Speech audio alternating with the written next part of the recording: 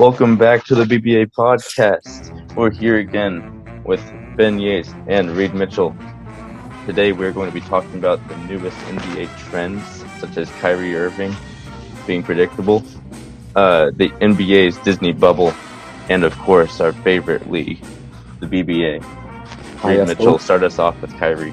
Yes, let's start with our second favorite league, the NBA, which might be the third favorite league after the Kyrie League. So, as we all know, the NBA plans to return, and Kyrie he is the vice president of the Players Association, so he has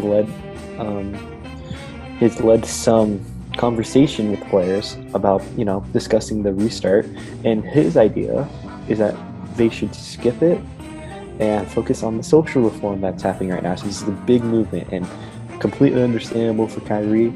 But then Kyrie came out, I believe yesterday or 2 days ago, and then he said, we should start our own league. And he's having these ideas, he wants to do his best, and he's having these Kyrie ideas. And we all know Kyrie's an outspoken player. So Kyrie, Ben, how would a Kyrie league look like? I want to know what you think. Well, what you're going to see is a giant dragon coming out of the Brooklyn Nets locker room, destroying the media dell. It's going to look like Kyrie Irving and only Kyrie Irving. Maybe a Dwight Howard cameo. I love the fact that Game of Zones predicted this, that Kyrie was going to be an uprising against the establishment. Dude, what's going to happen is that he's going to make Paul Pierce the commissioner in his league. Because he is the greatest player of all time, Led by the truth. That would be great. No, okay, yeah. Imagine if Kyrie can get some big names to leave with him, and they just start a new league. That would be amazing. Like a new ABA, dude. Yeah, if he gets someone, some of the minor players that don't even play minutes, if they just picked up Iggy, just a little bit off the charts there, you might have something going. Yeah, but it looks like, Kyrie, he's speaking out. He has some new ideas, and it's interesting to see how he's going to pull through with them, or what other ideas he's going to come up with. I mean, you could never expect anything with Kyrie, but I think we all realize that the NBA will probably return. They moved up the date, it's now July 30th. Just one day. One less day of anticipation. Thank goodness. And I think, like Patrick Beverley said, it depends on where the king is going. The king's hooping, we all hooping. That was a quote. Which is that's probably true, because, LeBron's LeBron. So, why would you disrespect the king, Exactly. Now let's talk about Disney World, where they're going to be staying. So, basically, envy level. The NBA is going to be set up in Disney World, ESPN wide world sports complex. They're going to be stationed in 3 hotels based on seating. So all the Bucks, the Clippers, the Lakers are all in one hotel. The Rockets, or the Pacers, Nets are going to be all in one hotel. And I think the teams that got invited to the tournament are in another hotel, or in the final hotel. And then they'll need to be placed in a bubble. They can't go outside the premises. I think they have to wait until the first round of playoffs before they can invite family members there. They get a certain amount of rooms for each player there. But also, I think they're going to have all the amenities that the hotel can offer. They'll be able to go, I think, on golf courses. All the Disney private chefs working with them. I think they'll have all the things that Disney World can offer in that premise. So, awesome. What do you think? What do you think about it, Ben? You're getting paid millions of dollars to play basketball, and then out of nowhere, you get to go to the best hotel in Orlando, which is a Disney-owned hotel, and then you get Disney chefs to cook your food, and then you get to go on golf courses everywhere around the hotel. And they're like, you can't leave the hotel. Whatever, that hotel is awesome. Yeah, no, I remember people were saying oh, people don't want to go outside. Like, it's going to be bad for them because they're going to have to stay like in there without with isolation. And it makes sense because there's these whole quarantine. People just can't isolate well. But I mean, it is like one of the. Definitely in. Like, if there's anywhere to isolate, it's at Disneyland Hotel. And I believe that the NBA is going to set up an anonymous hotline to report infractions of these protocols. And then all the memes are just LeBron calling me like, hey, yeah, it was Kawhi and Giannis. They weren't sitting 6 feet apart. Riding Space Mountain again. Yeah, that would be hilarious. And an interesting little thing is that MLS, they're playing in Orlando too. They're playing at that same complex. I did not know that. Yeah, because MLS is starting in the first week of July. Like, they're having like a mini tournament. So they're gonna have MLS and NBA. Actually, I don't know how long MLS is gonna last. Maybe it's not that long. So, but yeah, no, like that's another thing. Like, Orlando's the place to be, I guess, in quarantine. And there's no other state that really wants to do that. I know Arizona was down to host all the MLB teams. So, don't they always do that for just spring camp? Whatever? Yeah, that's why, because they had the field set up. So originally, because MLB is a mess right now, but MLB was going to one of their original plans was they're going to play in Florida and Arizona, and then and Arizona did say yeah, we will be able to host you guys here, but MLB right now it's a mess. I don't want to get into that. So let's talk about what else is there? Oh yeah, so NBA season's here. So why don't we talk about the top teams? Because we're going to have a champion this year, which is great. So I think primarily there are 3 teams that people see as the top contenders. You have Milwaukee, and then the 2 LA teams. Battle of LA. So let's start with Milwaukee, right? So they have, over the last 2 years, they have transformed the Bucks, to a middling, middle of the pack contender with Giannis, to an absolute juggernaut. And that definitely goes to the work that Mike Budenholzer has put in because he has built a system that works perfectly for Giannis. Mm-hmm. Yeah. You said it. I don't know what they're gonna, because the Bucks always choke in the playoffs, but I don't know about that this year. Yeah, because what was it? They lost to Kawhi last year, and then they lost to the Celtics in the year prior. Or who did they lose to? Celtics sounds about right. It was either that or the Sixers. Let me check. Forgot. It wasn't the Sixers. Let me check. No, I believe it was the Celtics. Was it the Celtics? The Celtics won in 2018, and they had Kyrie and Tatum. Yeah, it was 2018, and they lost in the first round because they were the 7th seed. But they took them to 7. Ooh, forgot about that. So that was before Budenholzer came, and then Budenholzer got hired, and then they just have a perfect system where Giannis is able to drive and he can pass out. He's surrounded by shooters all the time. Chris Middleton, George Hill, Pat Connaughton, Dante DiVincenzo, even Brooke Lopez, Bledsoe. They have a great system there. And Giannis, he lost in the Eastern Conference Finals, and I don't think there's going to be anyone who can beat him. No, UK, there you go. I don't think anyone can really beat him in the East. So I think they're going to make the finals in the East unless the Celtics get it all together or something like that. I don't know. Ben, who do you think is the one team that can beat the Bucks in the East? Celtics. Yeah. The Celtics, they have high potential. They're really good. And here's another team, Miami Heat. That's true. That's true. Yeah, Jimmy with Miami Heat. You know, Jimmy might be able to go off, but we'll see about that. Not just Jimmy, but Bam. Oh, you guys. Bam Adebayo. Well, I mean, that's true. But I don't know how Bam's going to do against Giannis. But. A little bit. Maybe not Giannis, but... So anyway, let's move to the Western Conference. So let's move to the top team, the Lakers. So, of course, you got LeBron James. They traded for AD in the offseason. They signed... Who did they sign? I think they signed Avery Bradley. They signed Danny Green.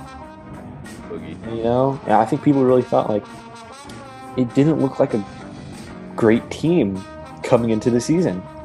Because, you know, you had, like, what? JaVale, Rondo, Bradley, Caruso. Like, you didn't... I mean, I don't know, everyone loves Caruso, but... Like, I don't think he didn't think like they would mesh together because they didn't really have a strong center. Oh, they got Dwight too. But then I think what really helped them is that they really built a team chemistry over the offseason. Right. And I mean that really helped them because like they're clearly like the top team in the West right now. Like LeBron's playing point guard and he's killing it. AD's doing what he does with a real team. And then all the role players for the Lakers have been amazing. Like, Dwight and JaVale have been excellent for them. Danny Green, you know, going to do Danny Green stuff. Alex Caruso, fan favorite, you know, I love him. I mean, Kuzma hasn't done that well, but I mean, they don't need to. I mean, Rondo's doing good too. So it's like, the Lakers are having fun. Really. Like, when I watch them, they're having fun. And... you can never count out LeBron, so...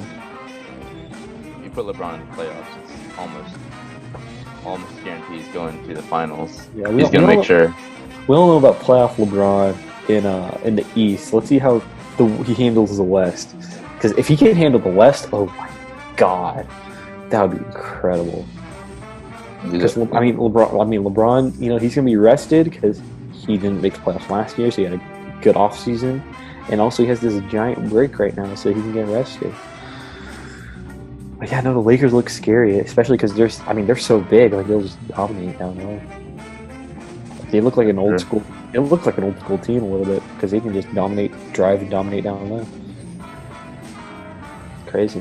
LeBron and Anthony Davis is like a dream come true for me. You know, the Lakers, they've been looking for Anthony Davis for like over a year. They got him, and it's worked out perfectly for them.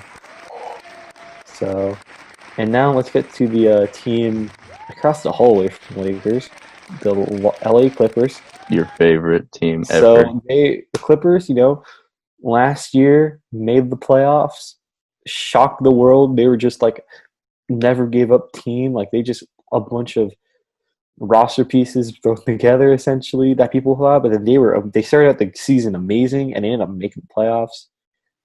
They had a great, because they had people who just wouldn't give up. Lost to the Golden State Warriors, but took 2 from them. Had that epic game 2 where they're now 31. But now let's get to the real story: is that throughout the entire 2018-2019 season, they were sending people to go to Toronto Raptors games for one man, Kawhi, because they wanted Kawhi, and they set themselves up perfectly to get him. And the offseason came, everyone signed really fast, except for Kawhi. We were all waiting on him. It took so long. Chris Broussard was like, so long. Chris Broussard was just like, oh, he's going to the Lakers. Everyone was like, he's going to the Lakers. That was the Clippers fans' worst nightmare. That if he goes to the Lakers, done deal. We're fucked. It's a done deal if Kawhi went there. But then, like 11 p.m. on that day, right before going to sleep, look at my phone one last time. Woj, Kawhi to the Clippers. It was the best day of your life. It was amazing. And then the news after, Paul George too. Paul George and the Clippers, they had 2 superstars. I mean, I'm not going to rant about the Clippers. I'll rant about them another time. But let's talk about their season. Honestly, it's not the season that people had expecting. They're expecting to absolutely dominate everyone, but they have a little trouble because people have been injured. Paul George was injured to start the year, and then I think Kawhi has been load managing his legs. So, and then we're just trying to get everyone to mesh together, but the full roster hasn't been healthy. Made some trades, but I think right before the break they were looking dominant because not only did they have Lou, Trez, Zubac, Shamit from last year, and JaMychal from last year. They had Kawhi, PG, Marcus Morris got added too. Mo Harkless was there too until we got Morris, and then we picked up Reggie Jackson. So really, the whole entire regular season has just been Doc trying to find minutes for everyone and trying to see what works. And they really started meshing at the end. And I mean, they're scary defensively. Like, they're just scary defensively because they can just put out Kawhi, PG, Marcus Morris, Zubac, and JaMychal Green. I mean, imagine that lineup. Like, you have 4 guys that can switch on any position. And Patrick. Oh, yes, Patrick Patterson. You know what? Almost forgot about him. He was doing good for the Clippers too. I think we also signed Joakim Noah. So. Oh, you did. That's right. Yeah, we signed him. He'll be there. The Clippers have a really deep roster. I think it's gonna make or break them. What can they do in the 8 games before the playoffs? Because if they can have that same chemistry that they had before the NBA took the break, then watch out, Lakers.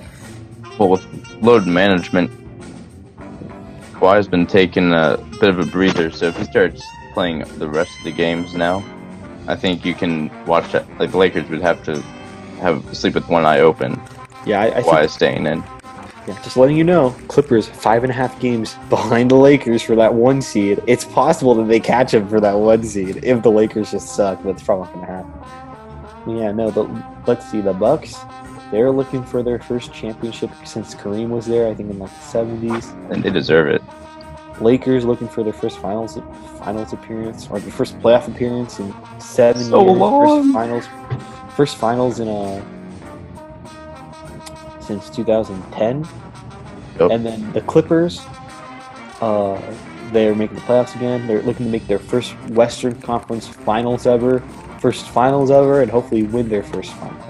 So, Ben, which team do you think has the best chance after this break to win the NBA championship?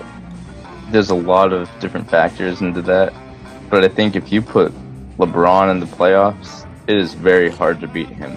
Doesn't matter if you have Kawhi or Giannis to stop him. LeBron will find a way to get past you and own that team.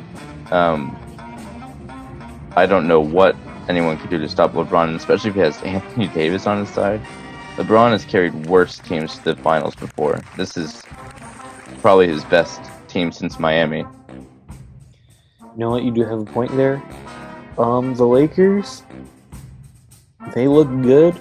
The Clippers, I'm a Clippers fan, but I don't know. I don't know if they can get that chemistry going. Honestly, I think Milwaukee probably has the best chance after this quarantine, just because they've basically had the same team together for the past 2 years, and they'll be fine. And I think Giannis is going to want to go out and prove himself, especially because considering he didn't have a basket to practice in. I think the Bucks are in the best position because I think they can roll through the East without any trouble. They get to the finals, essentially unharmed.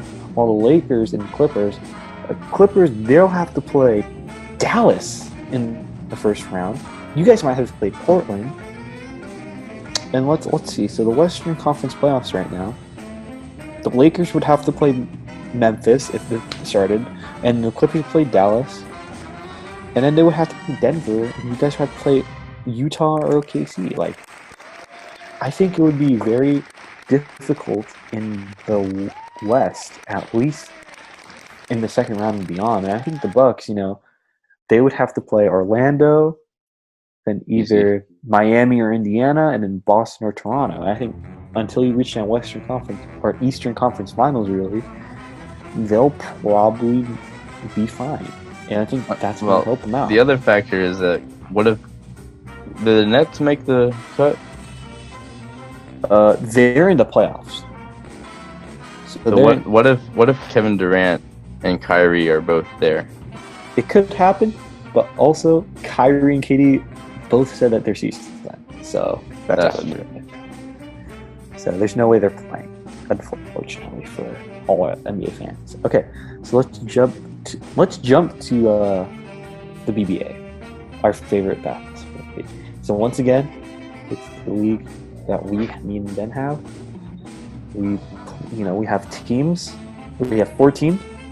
Today we're going to discuss Quad B.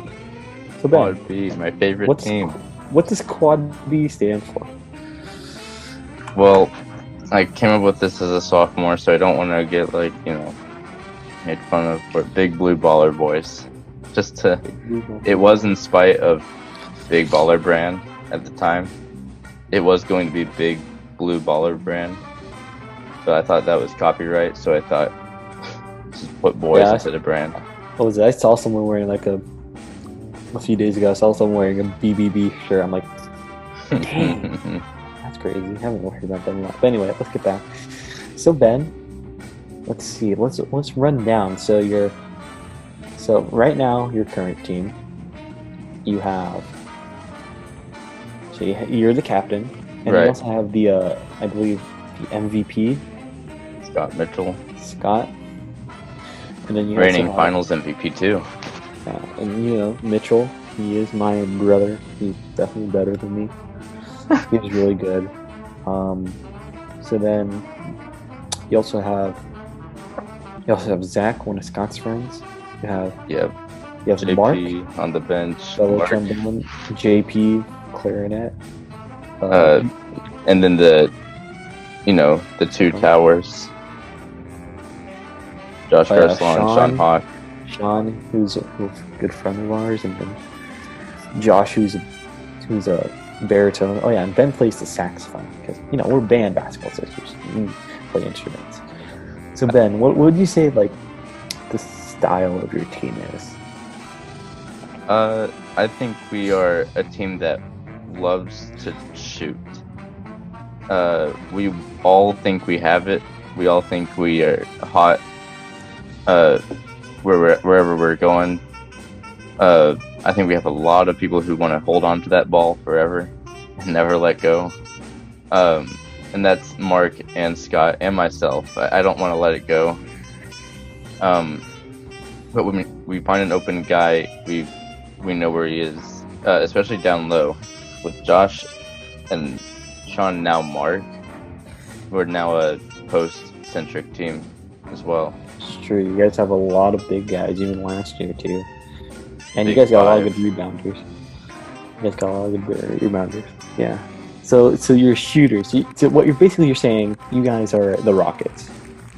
Or Kobe, rolled up into a team. No, that's true. The cells of Kobe diced up among us. Yeah. The Rockets, who are just shoot all day. ISO. But yeah, no. Yeah. So I'm trying to think of who would you. I'm trying to think of good questions right now. Let's think. Who would I say is the captain of next year? No, let's not do that. It's a little controversial. We can discuss that later. But I know who it is. Okay. Well, you know what? Hold on to that. We'll maybe discuss it in a month after, or 2 months after when we're finished, when we're actually gone to college. Yeah. Okay. So, what do you think? Let me just ask what your goal this year is. Oh, championship. Come on now. Championship. Yeah, sure. So, a little history of Quad B. Let's go through the history of Quad B. So, first season. You had I'd love to do this. So basically, you've had who are the players that have been on your team? Okay. So my first season, I drafted Ryan Dadler first, but after the entire draft, I traded with you for Scott. Yes. And so I had that. I also got Johnny Kim and Bailey Reid, who have now graduated a long time ago now. I picked up Sean. I picked up Aaron Stites, right? At the very end, and then we traded Johnny USA and Aaron Stites. Yes, that's what it was. That was the first trade. That's 5. 6 is me. Zach. I just got picked up, right? Oh, your friend. What's his name? Corbin. No, not. You had Corbin, but you also had someone. Who was the other? Who's your friend? Who's like a church friend? Oh, Hasty. Hasty. Yeah. And so I had those guys. To be honest, I didn't feel so good about the team when I had it. When we put it on the court, I was like, if Scott or Johnny Kim misses a game, we're not doing good. And that's happened a lot. And so when we got to the championship, I wasn't surprised because the other 2 teams that could have beaten me were not going to. And so when I saw you in the finals, I was like, whoa, that's the team. That is the team to beat. And you won the championship. So we got rid of Bailey and Johnny Kim. And who did I put in the roster instead? No, Hasty wasn't even a part of the roster until the second season. Oh, okay. Who was that other guy that I put in? It was Corbin then. Yeah, it was Corbin then. So we got rid of Corbin too. Corbin was your co-captain because he came. Yeah, for 1 game or 2 games. I don't know. I think all the way from Indiana. Yeah, we got Indiana. So I'm trying to think who you had last year because you got Josh last year. Yeah, I know that for sure. I had 1 draft pick and that was Josh. Put Hasty on the team for real. And Zach, Scott, Sean, JP. Oh my god! I left JP out in the first season. No, you said JP. You said JP on the bench. I did. Okay. Or no, you might have. Yeah, I think you did. Yeah, no, JP was there. Did you make a trade with the Happy Birthdays, or is that cheese balls? For what? Because I remember. What would I trade them for? Didn't you trade? No, actually, in the first season, didn't Brumball get traded to the Happy Birthdays? Don't remember. I remember someone. I think did Ian get traded to? Ian was drafted there. Brumball asked. Yeah, when Caleb got drafted by the Cheese Balls, it was Ian right after that, and I got Josh in the 3rd pick. I remember because I remember in the first season, Caleb said that he wanted another player. So I think Brumball got traded to a team. I know he got traded to Birthdays. I want to say. Yeah, Ian wanted another player with him, and so we got Miles. So you traded Julia and Miles. Oh, okay, never mind. I'll talk about that later. But I traded with yeah. I traded Miles. Yeah, that's what I did because it was Brumball asking. Yeah. And that was one of the reasons you won the championship the last season. Miles. Yeah, Miles is good for me. And so I'm running this team. Did I lose 1 game last season? Just 1? I think no. You lost. You might have lost 1. It was either 1 or 2, but I was not undefeated. I think it was 2, because one of them was to you, right? Yeah, because I had the number 1 seed. Mm-hmm. I remember that. And we still beat you. Yeah. But and the first championship was by 1 point, and this is Quad B history. Reid Mitchell pulls up on the top. So we're talking about the first season. This is the first championship in BBA history. Reid Mitchell, 1919, first of 21 wins. Reid Mitchell shoots it from the top of the key. And it bounces off the back of the rim, goes right back in the hoop, and he wins the game. And MVP with it. Mm-hmm. And it haunts me for this day. That's crazy. And in the second season, you got Josh. Got Josh out of that one, yep. And the what they like to call it the Twin Tower rotation, where it's just two big white guys just standing there blocking shots left and right. Yeah, it's like imagine Ralph Sampson and Akeem Olajuwon in the 90s, but it's like high school kids. That's what it is essentially. And it worked. Won a championship with that one. I don't know how many blocks Josh got. When we did the draft combine, though, I looked at all the stats, and I thought, okay, I want to pick up Ian. But then I saw Josh's stats, and I thought, oh my god, I can't pass up on that guy. Because he had 7 blocks in just one game. I've never seen that from any of us before, so I thought, I get the defensive guy there, done deal.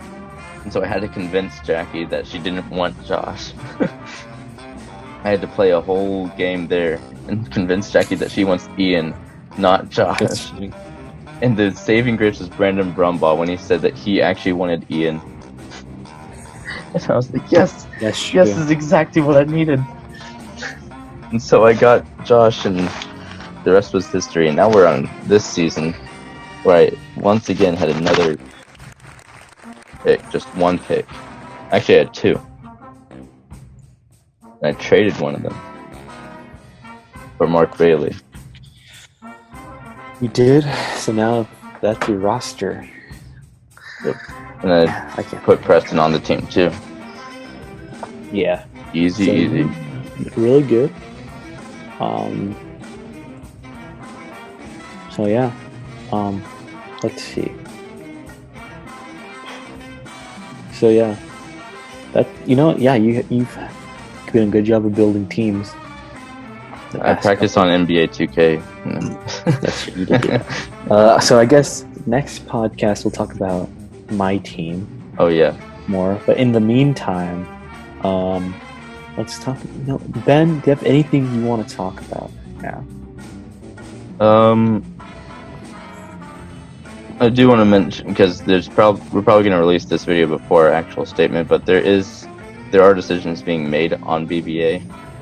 Yeah, we're still discussing it. So we'll see where we go from here. We'll talk more about that. I really hope that people play this season.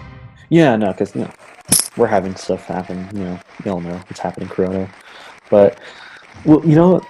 We are gonna do our best to play basketball. I mean, I've been practicing a lot. I've been really practicing a lot. I'll go to the courts and I'll just ride my bike to the sports park and just practice. I might just do that after this. I might eat lunch and just go to the sports park practice. That's an idea right there. And you're lucky because you have a hoop too. So. Well, I took that down because that's a funny story.